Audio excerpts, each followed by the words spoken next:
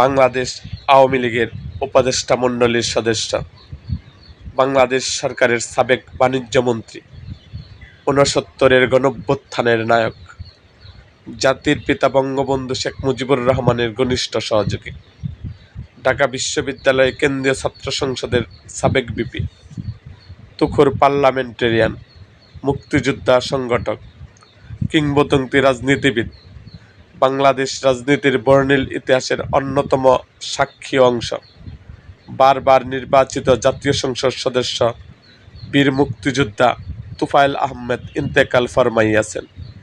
ইন্না লিল্লাহি ওয়া ইন্না ইলাইহি রাজিউন।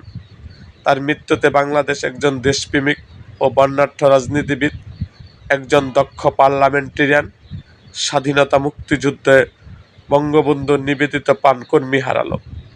এরকম আরও ভিডিও পেতে এবং রাজনৈতিক অঙ্গনের নানা ঘটনা ও ইতিহাস জানতে আমাদের মুক্তাগাছার ইতিহাস মিডিয়া ইউটিউব চ্যানেলটিকে সাবস্ক্রাইব করুন এবং পাশে থাকা বেল আইকনটি বাজিয়ে দিন।